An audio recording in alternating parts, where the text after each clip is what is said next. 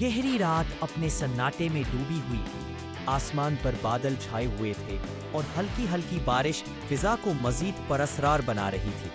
Tom बिल्ली, जो हमेशा जेरी चूहे के पीछे दौड़ता रहता था, इस रात भी अपने शिकार की तलाश में था। जेरी अपनी फुर्ती और होशियारी के बायस टॉम से बचता हुआ गलियों और सुनसान रास्तों से गुजरता चला जा रहा था। भागते भागते वो दोनों एक पुराने टूटे फूटे और वीरान बंगले के सामने आ पहुंचे, जिसे देखकर ही दिल में खौफ पैदा हो जाता था। गांव के जानवरों में मशहूर था कि ये बंगला भूतों का मस्कन है। अचानक बारिश तेज हो गई और जेरी जान बचाने के लिए इस बंगले में घुस गया। टॉम भी उसे हाथ से जाने ना देना चाहता था, इसलिए वो भी उसके पीछे अंदर दाखिल हो गया। दरवाजा जोरदार आवाज के साथ बंद हुआ और अंदर घप अंधेरा छा गया। दोनों एक दूसरे को देख न सके, सिर्फ उनके दिलों में माते की तेज धड़कनें सुनाई दे रही थी।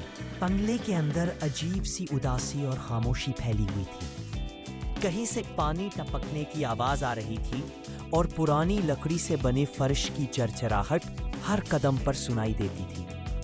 अचानक ऊपर वाली मंजिल से किसी के चलने की आवाज आई तो टॉम का दिल जोर से धड़क उठा और जेरी खौफ के मारे एक टूटी हुई कुर्सी के पीछे जा छुपा।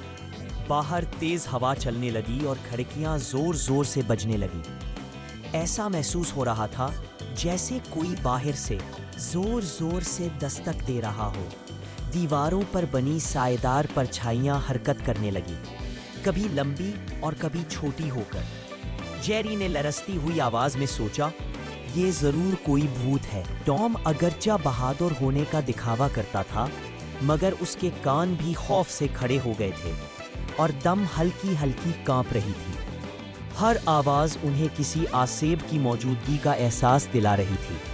अचानक एक तेज सी आवाज के साथ एक पुराना दरवाजा खुद ब खुद खुल गया। सर्द हवा का एक झोंका पूरे कमरे में फैल गया और मोमबत्ती की मध्यम रोशनी भी बुझ गई। चारों तरफ अंधेरा और खामोशी छा गई। अब कभी किसी के हंसने जैसी आवाज आती, कभी जंजीर के हल्ले जैसी, और कभी ऐसा लगता जैसे कोई फर्श पर घसट रहा हो। जेरी खौफ से कांपते हुए दीवार से लग गया और टॉम भी सहम कर एक कोने में खड़ा हो गया। दोनों को यूं लग रहा था जैसे बंगले में वाकई कोई उनका पीछा कर रहा हो। जेरी ने डरते डरते एक अलमारी का दरवाजा खोला तो उसमें से तेज शोर के साथ हवा निकली और अलमारी के अंदर रखी पुरानी चीजें हिलने लगी। दोनों घबराकर उछल पड़े। अब वो पूरी तरह यकीन कर चुके थे कि उस बंगले में कोई परअसरार ताकत मौजूद है जो उन्हें डराने के लिए ये सब कर रही है। खौफ के आलम में दौड़ते भागते जेरी एक खिड़की के पास पहुंचा, जहां से चांदनी की हल्की रोशनी अंदर आ रही थी। उसने गौर से देखा तो उसे एहसास हुआ कि जो डरावनी परछाइयां दीवारों पर दिखाई दे रही थीं, वो दरअसल बाहर हलते हुए दरख्तों की शाखों के साए थे। इसी वक्त टॉम ने भी तवज्जो से सुना तो जंजीर जैसी आवाज दरअसल बंगले के बाहर लटके पुराने लोहे के टुकड़े से आ रही थी, जो हवा में हिलकर शोर पैदा कर रहे थे। खिड़कियों के जोर जोर से बजने की वजह भी सिर्फ तेज हवा थी। अलमारी में से आने वाला शोर भी एक टूटे हुए तख्ते की वजह से था, जो हवा के साथ टकराकर आवाज पैदा कर रहा था।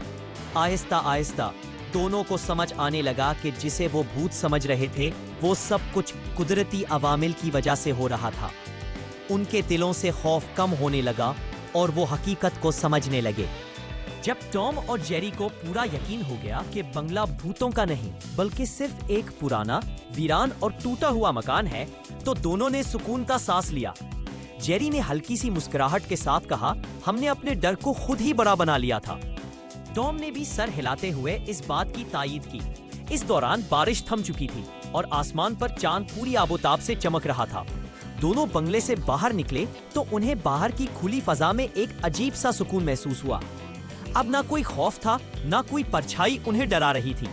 इस रात ने उन्हें एक अहम सबक सिखा दिया कि अक्सर खौफ हमारी सोच की पैदावार होता है।